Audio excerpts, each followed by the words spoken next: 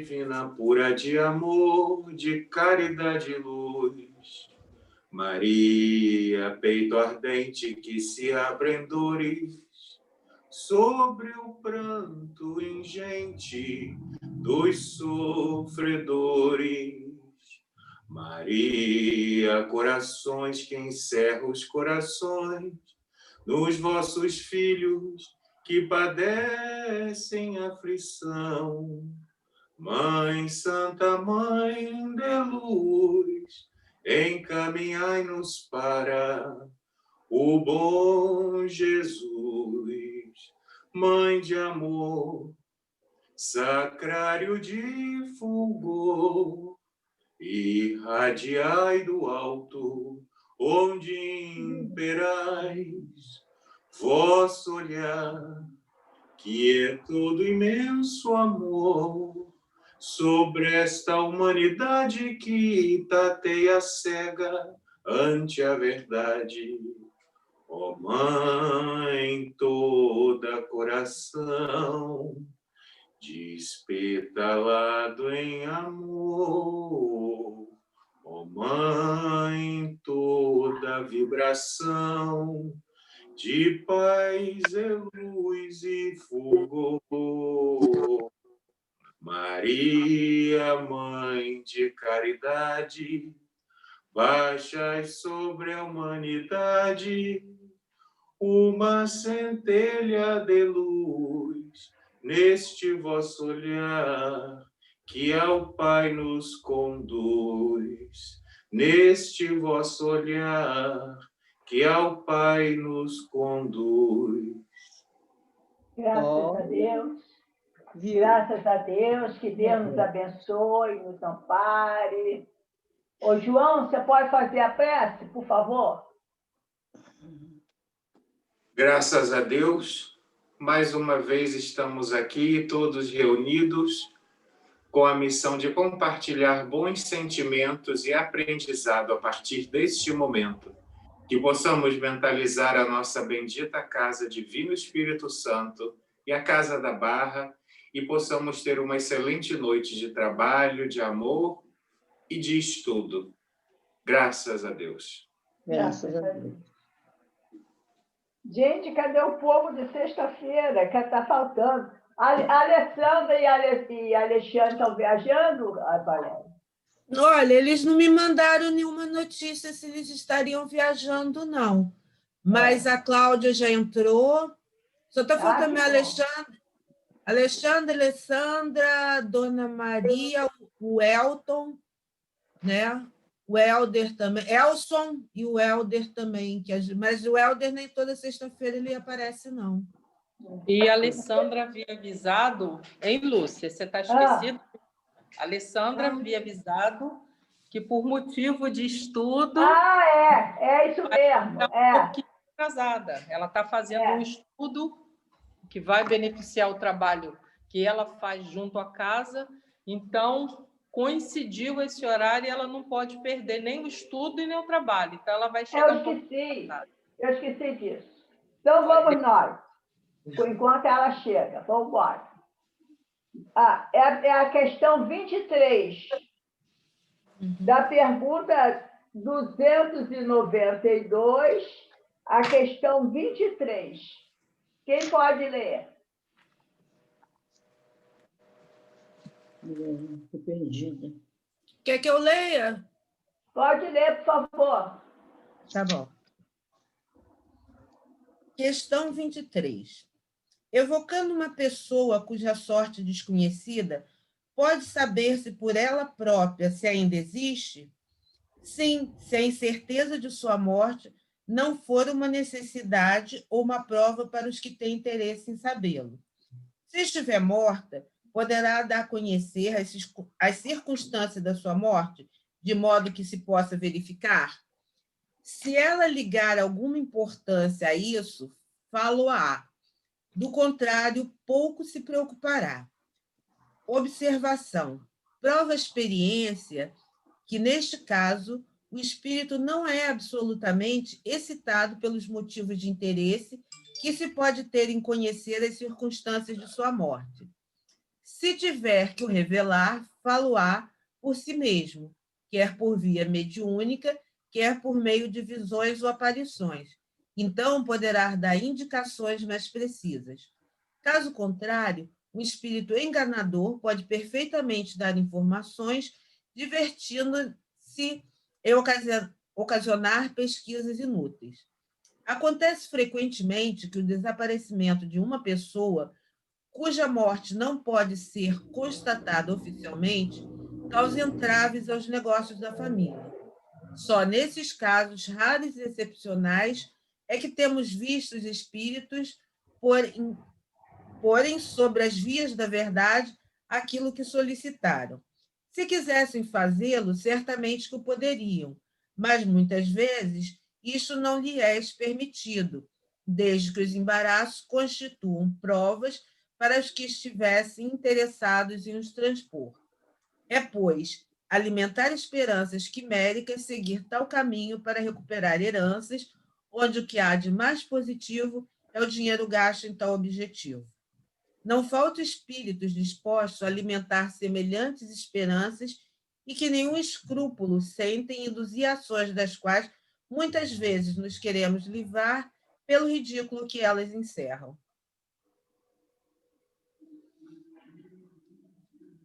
Algum comentário, Valéria? Então, assim, o que dá para entender é que se você não sabe, quer dizer, uma pessoa desaparece, ninguém não consegue encontrar o corpo ou se ter certeza que essa pessoa morreu. Dessa forma, os espíritos só permitirão saber as pessoas que estão interessadas em saber do desaparecimento só se for alguma coisa muito importante. Caso seja a prova ou não, os espíritos superiores não vão dar essa informação. Mas, no caso, o que pode acontecer são os espíritos brincalhões responder esse tipo de questão, dizendo que está vivo ou como achar, e fazer as pessoas de boba, que é mais ou menos o prazer que eles têm. Foi isso que eu compreendi. Alguém tem mais alguma posição, alguma explicação mais detalhada? A minha interpretação é mais superficial, de quem está começando e aprendendo agora, né? Então, muita coisa, eu gostaria até que houvesse uma complementação do assunto. Obrigada. Valéria, falou sim. Oi. Não, pode falar, Valéria, para falar mesmo. Valéria, o que você falou é isso aí mesmo que estava escrito, você falou certinho, não tem essa de tempo de casa, não. Isso aí Mas uma coisa que falou no começo e me lembrou alguns casos que sempre acontecem, né, de desaparecimentos, e esses desaparecimentos, como falou ali, geralmente constituem provas ou expiações para aquele que perdeu a pessoa, né? Então, nessa hora, essa informação é negada. Então, muitas vezes a gente vê, aqui em Macaé mesmo, tem casos antigos de pessoas que desapareceram em criança, ou muitos que a gente viu. Até tem um caso muito conhecido. Carlinhos, o tal de Carlinhos.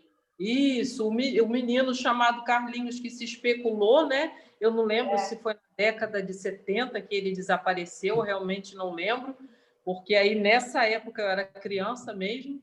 Então, mas eu lembro que ele falava muito a esse respeito e me parece que eles chegaram até a procurar o médium para poder saber a notícia do filho. Eu acredito, o desespero que não deva ser para um pai, para uma mãe ou para um familiar, querer uma notícia de um familiar que desapareceu, você não teve notícia, e você não saber se aquela pessoa está viva ou se já desencarnou, o que você pensa a respeito, né?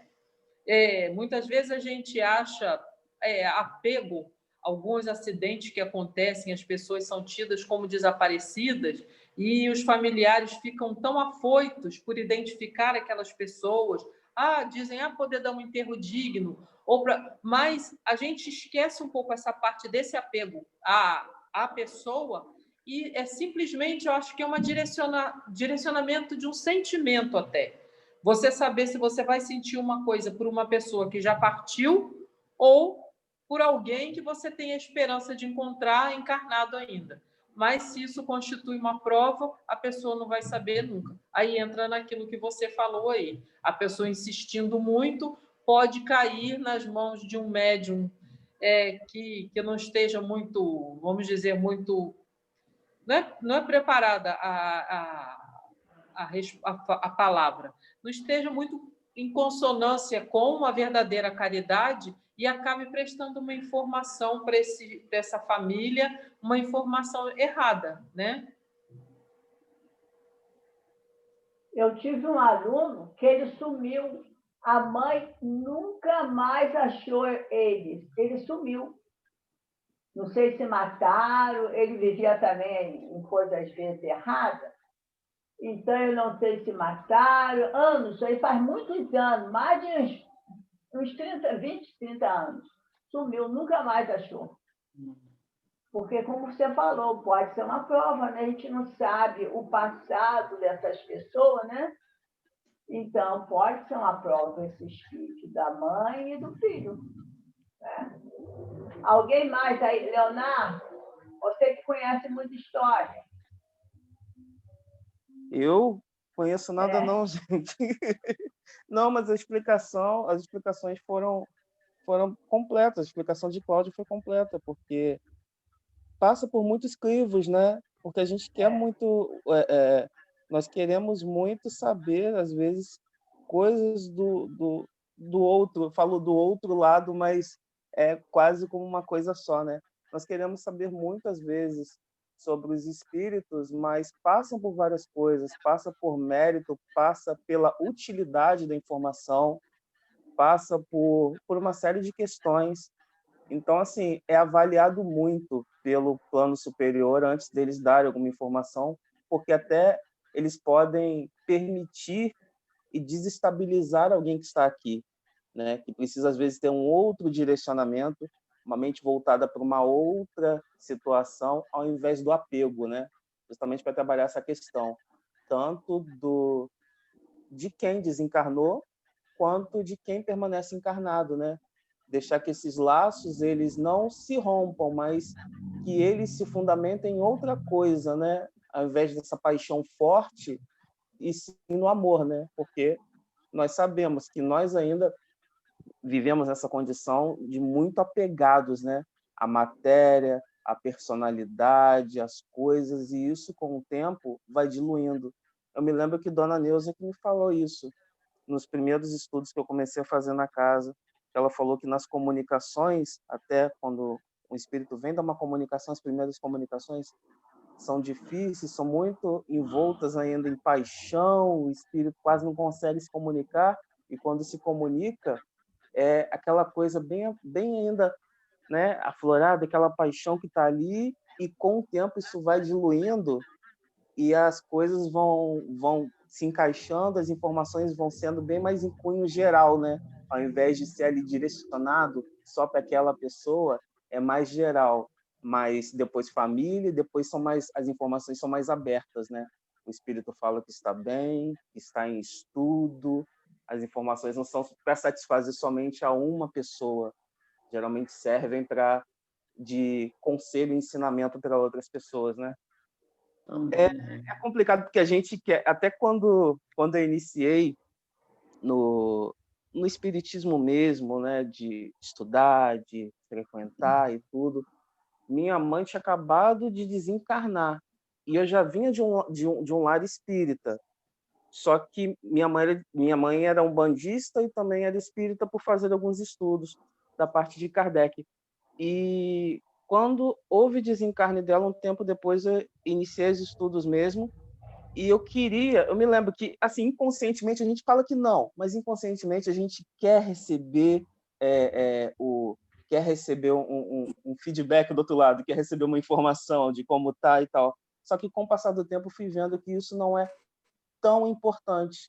O importante é nós realmente, né, endereçarmos pensamentos, orações, para que o espírito siga, que ele esteja bem. Os laços, se são laços mesmo, né, laços afetivos, emocionais de amor, eles não se rompem, né? Não importa em qual esfera você esteja, o pensamento, o afeto, ele permanece. Bom, alguém quer falar mais alguma coisa? Eu só queria perguntar uma coisa.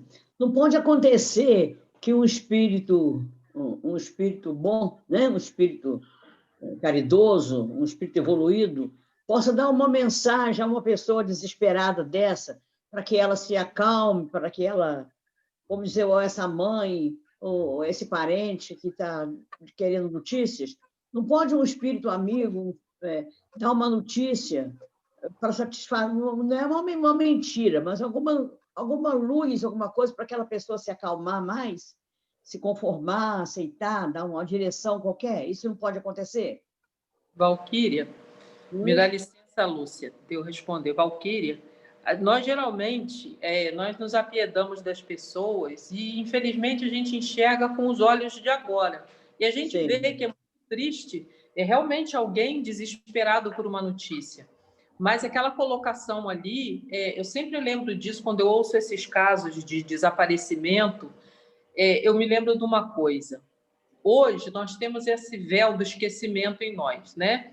E como foi dito aqui na resposta, muitas vezes esse não saber consiste numa prova, numa expiação. Esse estado de ficar assim vai ser uma expiação para aquela pessoa. Vamos lembrar assim, e se essa pessoa foi, na verdade, um exemplo, em uma outra encarnação, ela foi uma daquelas pessoas que chegavam lá e dispersavam as famílias que vieram, a quantidade de família que foi dispersada quando veio para a nossa terra como escravo, né? Eles simplesmente iam lá, raptavam as pessoas ou traziam até a família inteira, mas chegava aqui, era cada um para um lado. Mesmo muitas vezes, quando essas crianças já nasciam aqui, elas eram vendidas e separadas da família sem a menor piedade. Então, a gente vamos tentar. Quantas vezes a gente já viu casos desse lá no centro, na quinta-feira, né? A gente já viu esse tipo de colocação lá no centro, nas reuniões de desobsessão, e isso são coisas que levam muito tempo para serem acertadas. Então, de repente, isso aí é a pena de talião.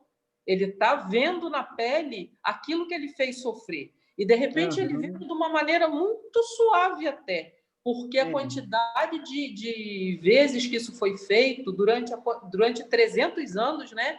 Mais de 300 anos, essas famílias foram desfeitas e dispersadas, e não só os escravos, como muitos outros.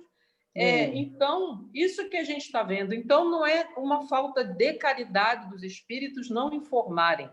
É uma necessidade daquele que não pode receber informação. É isso que a gente tem que entender. Nessa hora, a gente tem que deixar e pensar com esse pensamento do lei do retorno, né? Do sentido da pergunta, né, Cláudia?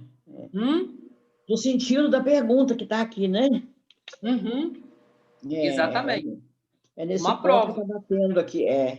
Nesse ponto que tem um ensinamento. Nessa pergunta é sobre esse objetivo, né? Tá certo. Tá legal. É porque eu já vi os exemplos assim, mas são as nuances, né? Muitas diferenças, muitas coisas que se vê, situações parecidas, né? A gente pensa que pode encaixar tudo, mas não é por aí, né? São muitos casos diferentes. E esses casos, a frase "cada caso é um caso", pode ser usada para tudo, né? E esse é um deles. Existem N situações ali que podem dar essa resposta aí. Podemos passar para a 24? Perguntas sobre a saúde? Quem pode ler, por favor? A 24. Eu vou ler, Lúcia, porque é pequenininha, estou com dor, mas é pequenininha, tá bom. Podem os espíritos dar conselhos relativos à saúde? Aí vem a resposta, né? A saúde é uma condição necessária para o trabalho que se deve executar na Terra, pelo que os espíritos se ocupam de boa vontade com ela. Mas como a ignoramos, e sábios entre eles, convém que para isso... deixa eu repetir aqui. Mas como há ignorantes e sábios entre eles, convém que para isso, como para qualquer outra coisa, ninguém se dirija ao primeiro que apareça. Volta sempre a essa questão, né? A gente ser envolvida por espíritos inferiores, né? Espíritos ainda que não têm muito conhecimento, que nos enganam, né? Volta mais ou menos uma base nisso aí, né? Pode ler 25, Lúcio? Pode. Lê sim, por favor. É um engano, é uma questão de enganar, né? De ser enganados, de sermos enganados, né? 25, então. Se nos dirigirmos ao espírito de uma celebridade médica, poderemos estar mais certos de obter um bom conselho? Olha a pergunta. As celebridades terrenas não são infalíveis e alimentam, às vezes, ideias sistemáticas que nem sempre são justas e das quais a morte não lhe liberta imediatamente. A ciência terrestre, bem pouca coisa é ao lado da ciência celeste. Só os espíritos superiores possuem essa última ciência. Sem usarem de nomes que conheceis, podem eles saber sobre todas as coisas, muito mais do que os vossos sábios. Não é só a ciência o que torna superiores os espíritos, e muito espantados ficareis da categoria que alguns sábios ocupam entre eles. O espírito de um sábio pode, pois, não saber mais do que quando estava na Terra, desde que não haja progredido como espírito. O progresso é do espírito, né? Então, a ciência no mundo espiritual, ela não depende da formação de ciência que você tem na Terra, né? No mundo espiritual, o espírito evoluído tem mais capacidade, vamos dizer, no exemplo de um médium que teve aqui na Terra, mas que moralmente não tem essa condição espiritual. Não é isso? Resumindo... Ô, Valquíria, você lembra de uma cena no nosso lar que André Luiz, como ele foi médico aqui na Terra, ele achou que a ciência que ele aprendeu aqui na Terra poderia ser aplicada. Aí uma pessoa passou mal, estava passando mal, ele foi lá querendo atender a moça como se fosse aqui na Terra. Achava que ele era médico que podia resolver, né? Mas, no entanto, ele, como médico, não começou na medicina no mundo espiritual, né? Começou na área de saúde, mas lá do primeiro degrau, né? Lá do início dos serviços mais grosseiros, né? Sendo médico. Aí ele se direito de que consultar. Aí que ele foi para o serviço grosseiro, porque a outra, que era responsável, foi lá atender a moça, ensinar que não era aquilo que ele estava fazendo. Aí ele precisava evoluir espiritualmente, para depois curar no mundo espiritual, né? Que não depende do DR aqui da Terra para a espiritualidade, o espírito evoluído moralmente, né? Curar. O tratamento é outro tipo de ciência, é mais evoluído, né? Então. Isso aí. Principalmente, só dar uma colaboradinha, principalmente que aqui na Terra, pelo menos a ciência até agora, a ciência médica, trata mais o corpo material, né? Que é aquela substância grosseira.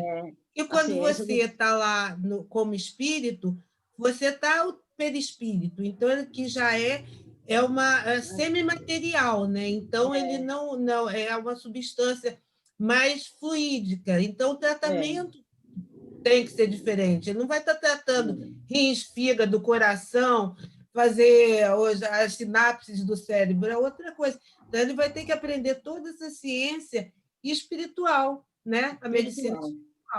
Pelo menos isso que eu entendo, né? Que eu entendi. Ser um médico aqui na Terra não significa que ele, no mundo espiritual, vai ter a capacidade e a condição de atender, porque lá a medicina é do espírito, não é da matéria, né? Aqui é a medicina da matéria.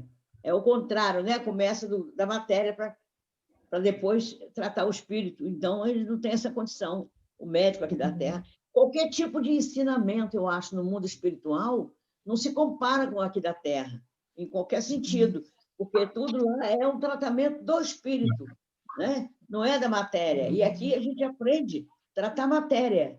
Lá você não tem mais esse corpo material, como é que você vai mostrar seus conhecimentos? Primeiro tem que se formar lá na escola do mundo espiritual, né? Fazer a Mas faculdade. um dia a gente chega lá, Lúcia. Lúcia, não. A gente chega lá, Valquíria, porque, por exemplo, se a medicina aqui na Terra já fosse holística, realmente, já teria todo um tratamento anterior, né, que não seria aquele, eu esqueci o nome que se dá agora aos tratamentos que você se cuida, né, como a homeopatia faz, mas você tratando, porque segundo algumas informações que até recebe do mundo espiritual, grande parte das doenças que a gente tem, elas surgem primeiro no perispírito. Então, a gente poderia já estar tratando isso aqui mesmo na Terra, né? Que até reduziria o número de doenças e até ajudaria em muita coisa. Né? Isso de acordo com a necessidade e o merecimento de cada um, né? Claro. Mas um dia a gente chega lá, se Deus quiser. Estou falando. Começa tratando ao contrário, né? Porque a doença é do espírito, a doença não é da matéria. A matéria doente é o reflexo do espírito doente. Mas a gente ainda não tem essa condição, nós somos materialistas, nós tratamos da matéria primeiro, e o espírito só vai tratar no mundo espiritual. Se fosse o contrário, trataria-se do espírito, que é ele que é o doente. Mas aqui não é o mundo espiritual, aqui é o mundo material. Então, é preciso que a gente trabalhe esse nosso espírito aqui, para ter um certo nível de evolução, né, moral, para poder, no mundo espiritual, começar o tratamento, que é o contrário. Que na Terra nós fizemos o contrário, tratamos a matéria, quando a realidade, a doença está na alma, né? Não está na matéria. A matéria é um reflexo, mas a gente começa de trás para frente, né? Ao contrário. Se fosse assim, Valéria, como você falou, seria ótimo, só que não seria a Terra, né? A Terra ainda falta muito para chegar a isso. Eu só queria complementar, né? Chamando a atenção aí para a importância da obra de André Luiz. Isso. Para complementar, né, a obra de Allan Kardec, né? Assim, na medida que essas obras, né, de André Luiz, de Emmanuel, né, foram chegando, né, tanta informação que na época de Kardec não foi ainda revelada. Então, essas revelações, elas vão acontecendo, a gente vai se aprofundando, ainda tem muita coisa ainda para a gente vir a conhecer, né? As coisas não são estanques, né? Então, é fantástico, né? A gente ter essa noção toda de que a medicina, né, nossa aqui, os nossos avanços científicos não são nada, né? Em relação às revelações divinas e celestes dos próprios espíritos mais evoluídos, né? Tem muito que caminhar. Aqui na Terra, os planos são de saúde, né?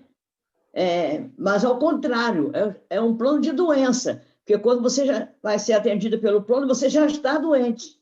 Então, se você tivesse antecipar um tratamento para a sua alma, para o seu espírito, você já iria para o plano de saúde, mais ou menos quase que curado, ou até curado, né? Haja visto que a gente observa que já está confirmado, né, que as pessoas que são espiritualizadas, né, as pessoas que têm esse conhecimento, se curam mais rápido.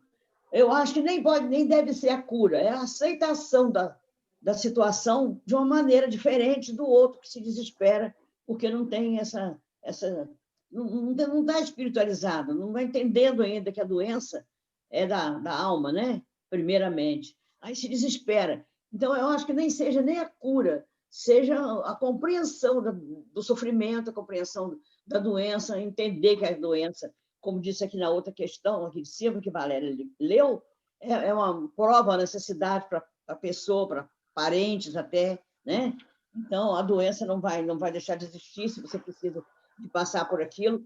Então, é uma certa compreensão, uma aceitação que dá mais condição de você suportar dores materiais, né? Essa aceitação, essa compreensão que é para o nosso bem aquela dor, quando a gente tem esse conhecimento e esse entendimento, você tem mais, aceita mais as dores materiais, né? Então, a gente acha que a pessoa está curada. Não é curada, ela espera, aceita a espera do momento em que ela vai melhorar, e espera resignada. Aí dá a sensação que a pessoa aceita aquilo que está se curando. É uma aceitação. Quando a gente aceita, é tão forte que passa até o sofrimento. Você alivia a dor, porque você começa o seu cérebro trabalhar, a sua alma, a sua consciência, né? A sua inteligência, trabalhar com aquele sentimento para que você suporte aquilo de uma forma resignada. Aí ela fica mais branda. Tanto as dores morais quanto as dores físicas, né? A gente tem a obrigação de trabalhar essa nossa consciência para que ela seja, para poder a gente aceitar de uma maneira mais equilibrada, para sofrer menos, né? Que a ordem vem do nosso espírito, da nossa consciência. Valquíria, só mais uma complementaçãozinha, que a gente já está no horário de entrar na segunda parte, que já existem algumas coisas que vêm desde, acho que acredito, da antiguidade, tipo yoga, meditação, essas coisas já ajudam, e você trabalhar a sua espiritualidade através de algumas práticas e técnicas, reduzem o seu estresse, reduz a quantidade de doença. Então, não é uma coisa tão distante, né? Mas porque é que as pessoas, às vezes, ou não conhecem, ou não valorizam, ou não conseguem, porque meditar não é uma coisa fácil, não. Todo mundo pensa que pensar no vazio, no nada é fácil. Não, filha, eu tenho dificuldade. Então, tem algumas coisas, né? Tem já algumas coisas que ajudam a gente a trabalhar essa parte espiritual na questão da saúde, né? Reduzir a incidência de doenças. O próprio espiritismo, né? Vamos passar para a segunda parte, Valéria? Vamos, querida. O assunto é bom e a gente vai continuando se deixar. Semana que vem continua. Semana que vem vai continuar. Tá bom, querida. Vamos para a segunda parte. Valéria, parou na pergunta 26, semana que vem é 26. Já marquei ele no livro. Ok, querida. Quem pode ler, por favor? É o 6º, né, capítulo, Advertências Profundas. Isso. Quem pode ler, por favor? Eu posso ler, Lúcia. Então, vamos. Advertências profundas. Irmãos nossos, prosseguiu Telésforo, sob o calor da sagrada inspiração, fazem-se ouvir na terra gritos comovedores de sofrimento. Necessitamos de servidores que desejam integrar-se na escola evangélica da renúncia. Desde as primeiras tarefas do Espiritismo Renovador, nosso lar tem enviado diversas turmas ao trabalho de disseminação de valores educativos. Centenas de companheiros partem daqui anualmente, aliando necessidades de resgate ao serviço redentor. Mas ainda não conseguimos os resultados desejáveis. Alguns alcançaram resultados parciais nas tarefas a desenvolver, mas a maioria tem fracassado ruidosamente. Nossos institutos de socorro debalde movimentam medidas de assistência indispensável. Raríssimos conquistam algum êxito nos delicados mistérios da mediunidade e da doutrinação.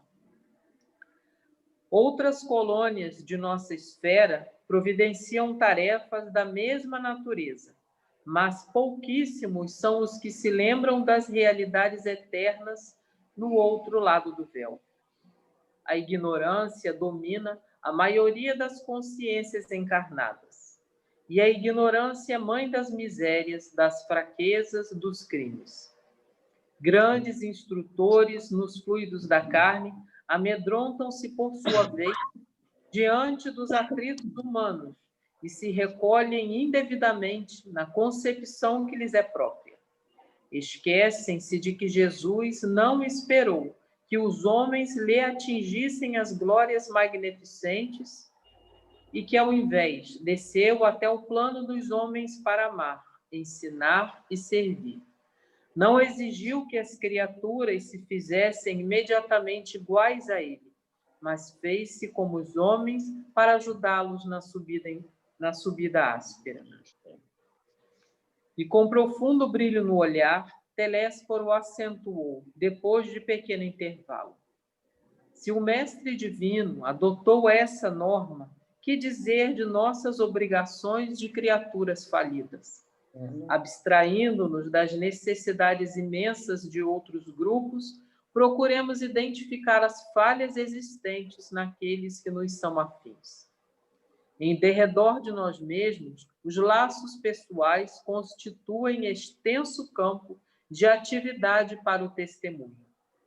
Cesse para nós outros a concepção de que a Terra é o vale tenebroso, destinado a quedas lamentáveis, e agasalhemos a certeza de que a esfera carnal é uma grande oficina de trabalho redentor.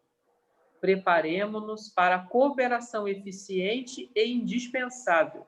Esqueçamos os erros do passado e lembremo-nos de nossas obrigações fundamentais.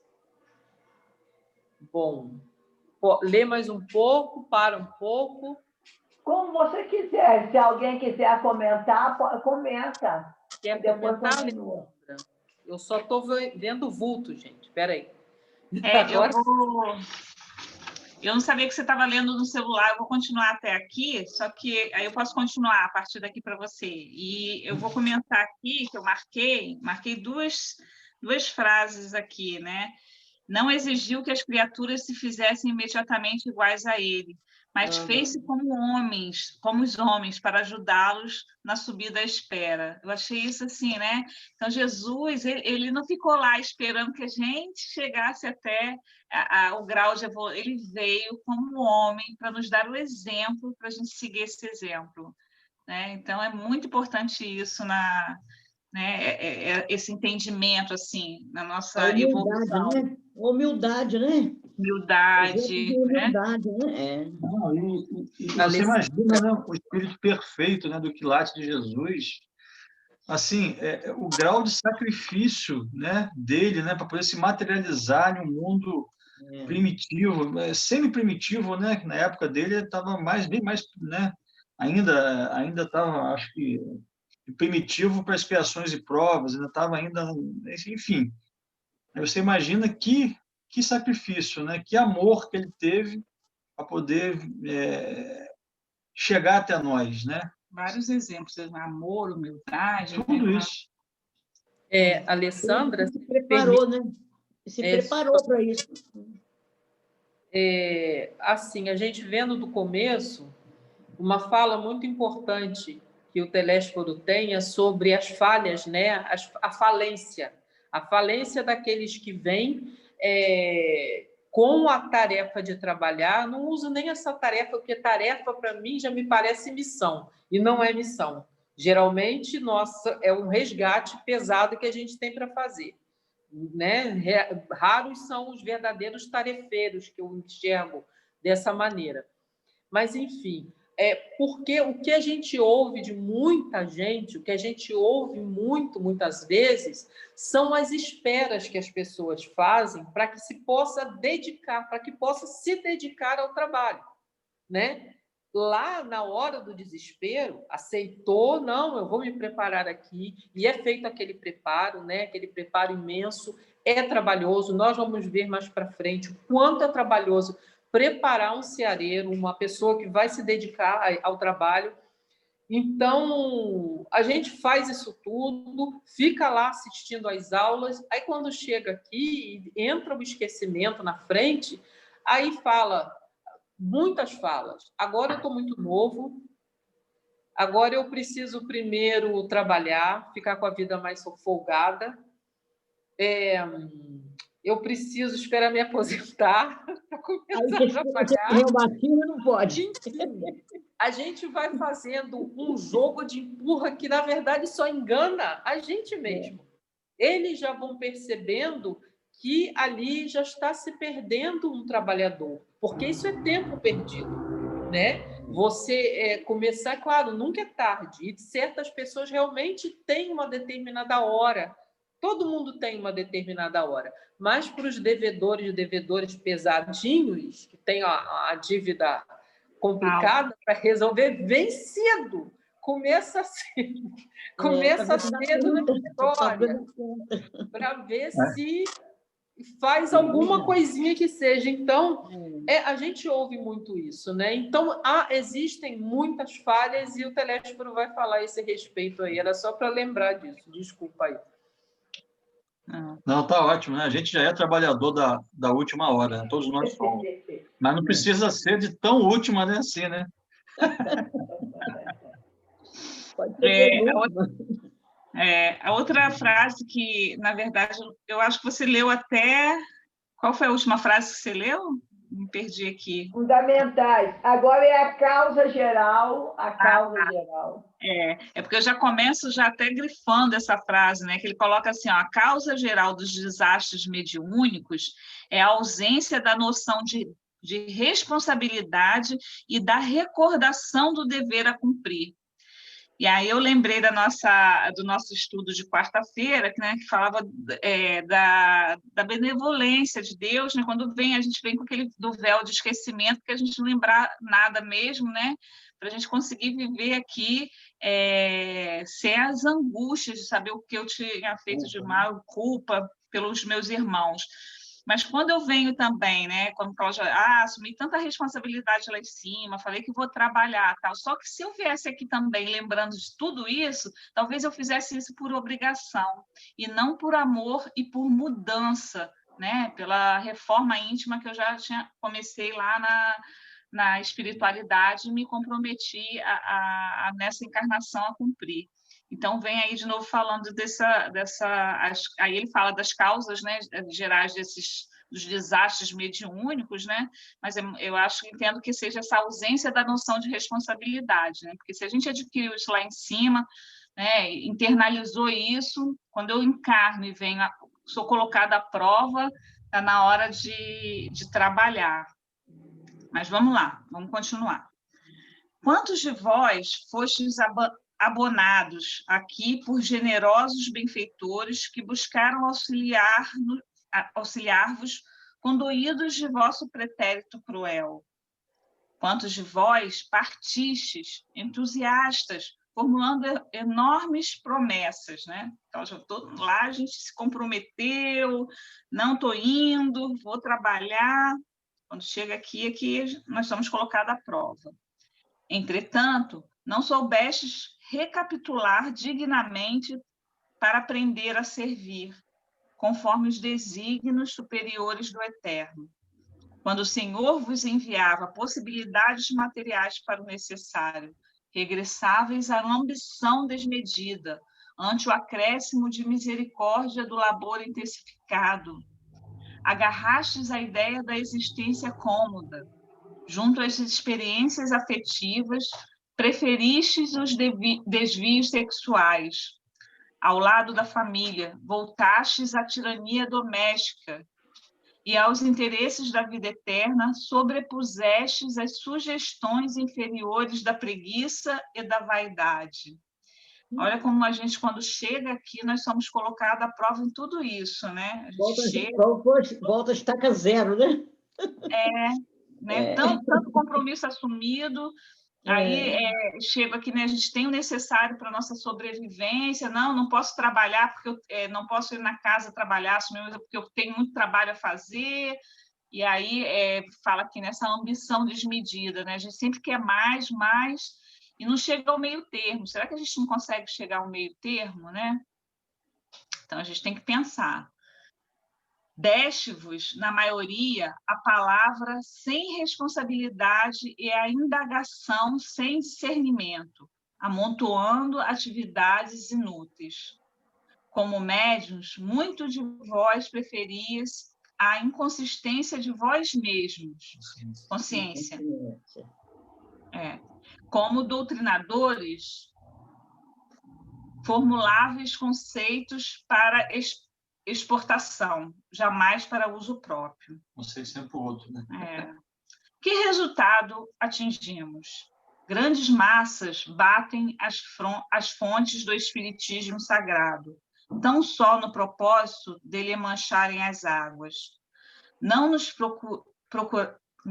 são procuradores do reino de Deus, os que lhe forçam, desse modo, as portas e sim caçadores dos interesses pessoais. São os sequiosos da facilidade, os amigos do menor esforço, os preguiçosos e delinquentes de todas as situações, que desejam ouvir os espíritos desencarnados, receosos da acusação que lhes dirige a própria consciência. O fel da dúvida invade o bálsamo da fé, nos corações bem intencionados. A sede de proteção indevida azorraga os seguidores da ociosidade. A ignorância e a maldade entregam-se às manifestações inferiores da magia negra. Alguém quer comentar? Tá forte. Vamos lá, então. Só um minutinho, Alessandra. Pode falar. A gente acha muito bonito repetir aquela frase, né, do Emmanuel para o Chico, né, sobre a disciplina. Não entende o peso que tem aquela frase. Aquela frase, ela precisa ser disciplina uma vez só. Disciplina uma vez só já é difícil. Você se disciplinar para que você... O caminho não é um caminho... Você, como um medianeiro, você vai entender quando você olha uma mediunidade abençoada, como a mediunidade de Chico Xavier, por exemplo, a de Divaldo, e nem tampouco abrir a mão. Você não está abrindo mão de nada. Você está simplesmente cumprindo um dever. Eles entenderam depois, não, eu não abri mão de me casar, eu não abri mão disso e daquilo, enfim, das coisas que eles falaram antes. Então, muitas vezes, ontem foi quarta, quinta, ontem, na reunião que eu estava lendo uma das páginas, a gente sempre procura, parece que a gente busca uma recompensa. Foi uma pergunta de Pedro, um dos livros, o que eu vou ganhar? Né? Foi o que ele falou aí, já entra na mediunidade com essa intenção, o que eu vou ganhar com isso? Quantas pessoas buscam o caminho da mediunidade? Eu já ouvi isso por muitas vezes, em muitos lugares diferentes, essa fala, minha vida está dando para trás, está assim, está assim. Não, vai lá, vai desenvolver sua mediunidade, que a sua vida vai para frente. Então, o que a pessoa está buscando não é o acerto de contas com a espiritualidade maior. Você falou uma coisa assim, que é importantíssima a gente lembrar. No nosso trabalho, tem uma lista de avalistas ali imensas, de espíritos que foram rogar a outros espíritos a permissão para que nós nascêssemos nessa condição. Então, não é uma coisa que dependeu só de nós. Nós ocupamos o tempo, o pedido, a boa vontade, o amor desses espíritos para que nós voltássemos nessa condição. Sem entendermos que, na verdade, nós não somos as estrelas. Nós somos os miseráveis que precisam da esmola do amor grande de Jesus. Então, é nessa hora que a gente tem que se colocar. Se colocar lá embaixo, como Jesus fez. Ele não precisava vir aqui nessa condição, o mínimo que ele veio. Mas ele se colocou justamente com todas as lições que ele deu para mostrar que o testemunho que a pessoa tem que dar é mínimo diante daquilo que ele era, né? Então, a gente tem que pensar o que eu quero com a mediunidade. O que a mediunidade quer de mim? O que eu posso fazer como médium, como doutrinador, como trabalhador de uma casa? Eu sou um trabalhador do Cristo, eu sempre falo isso. Nós somos trabalhadores do Cristo, cujo salário é a paz.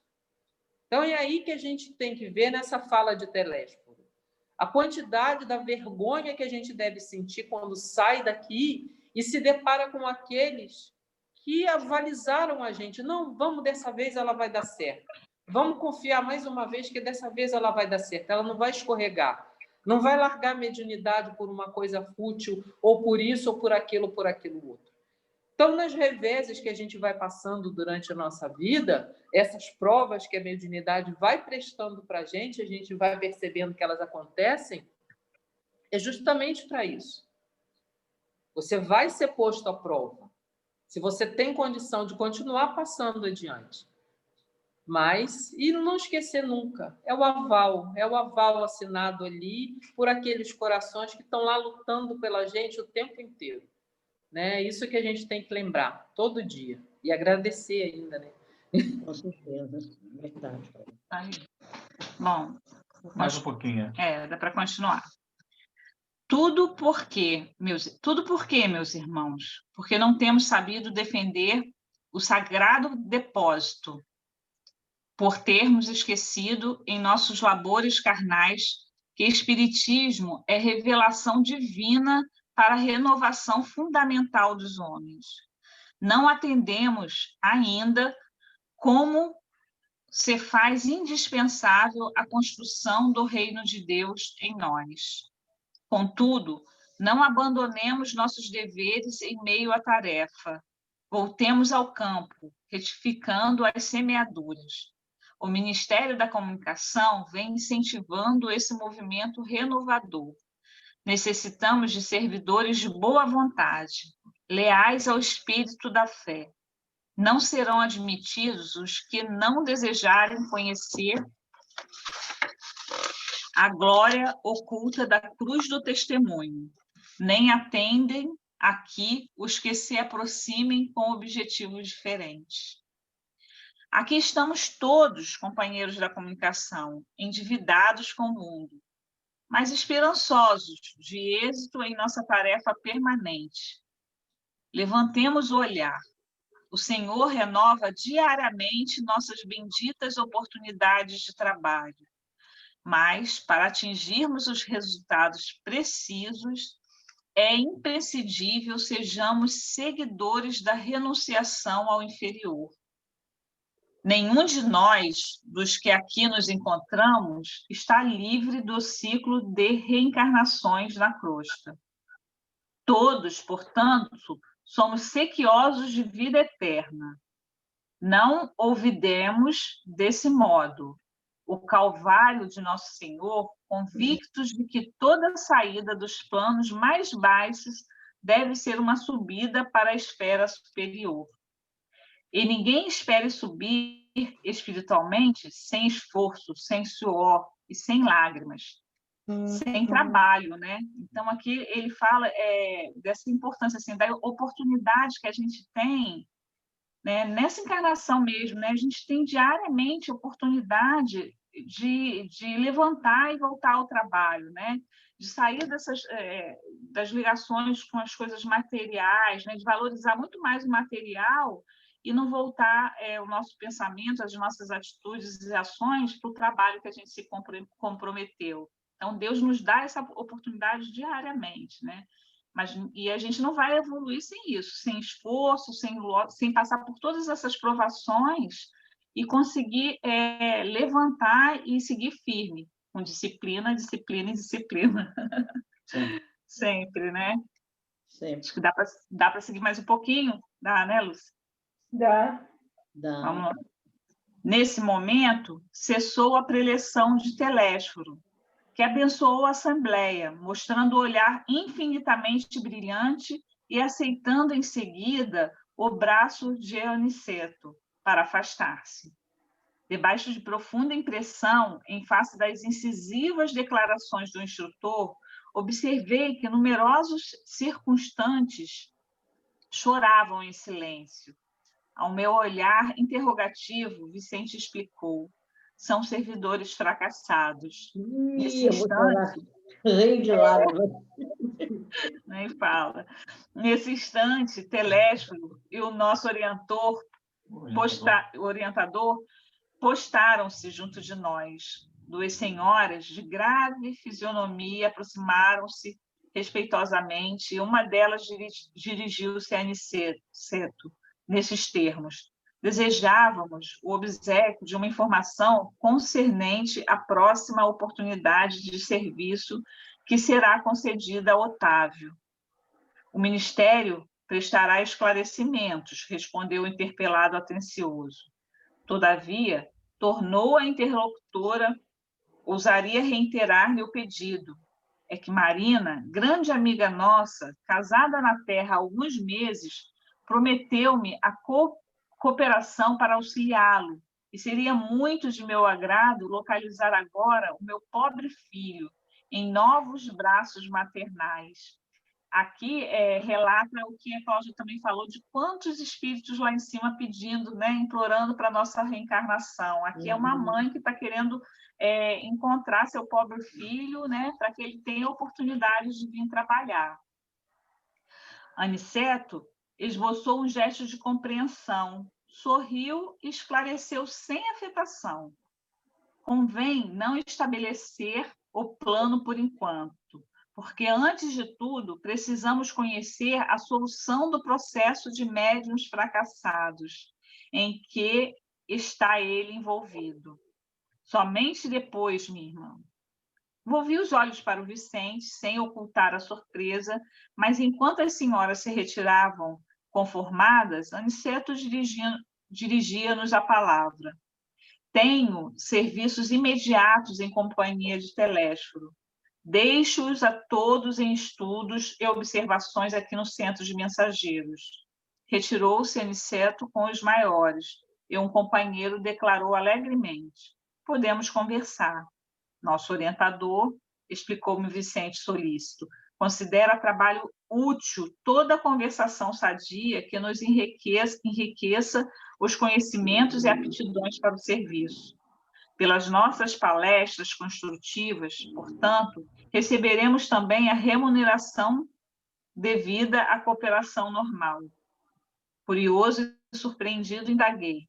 E se eu tentasse voltar aos assuntos inferiores da Terra, esquecendo a conversação edificante?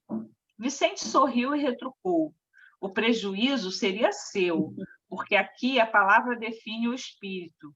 E se você fugisse à luz da palavra instrutiva, nossos orientadores conheceriam sua atitude imediatamente, porquanto sua presença se tornaria desagradável e seu rosto se cobriria de sombra indefinível. Transparente, né?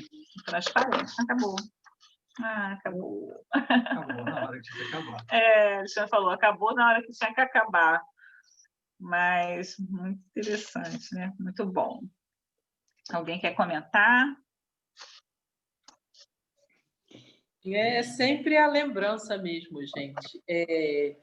Sempre eu falo, a gente não tem ideia de nada. Nós não fazemos ideia de coisíssima nenhuma. Porque às vezes a gente faz, às vezes a gente se faz de bobo mesmo. Faz, como dizia papai, se faz de bobo para viver.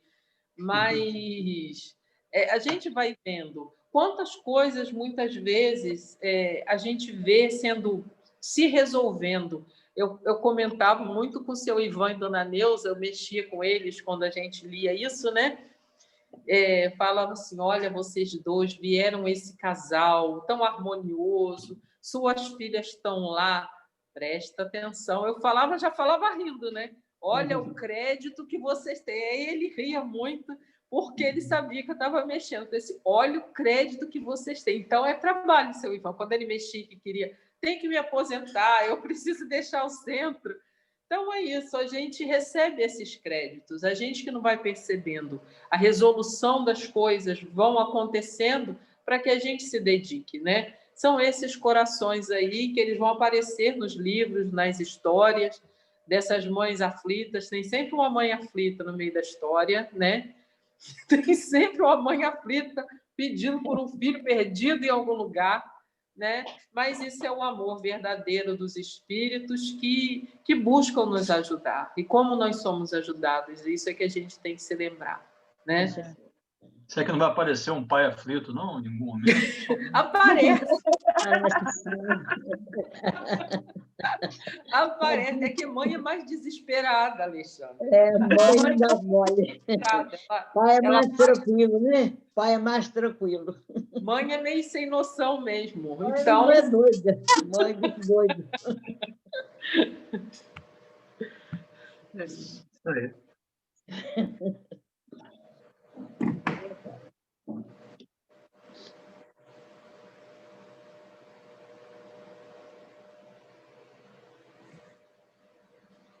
Maria Lúcia. Ô, gente, vocês terminam porque a minha internet... Não, ela deve estar com a internet ruim. É.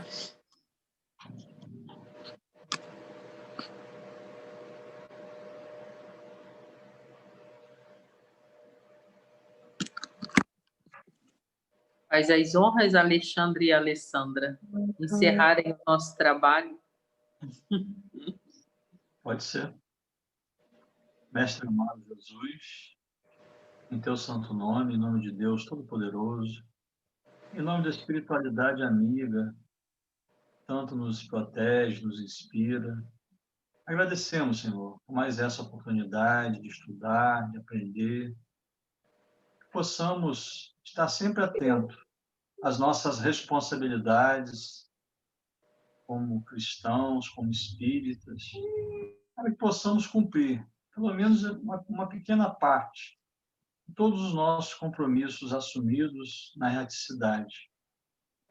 Possamos, a cada dia, avançar um pouco mais, esquecer sempre do lado material, colocar o lado espiritual adiante das nossas resoluções, fortalecendo tudo aquilo que, todos os compromissos que assumimos.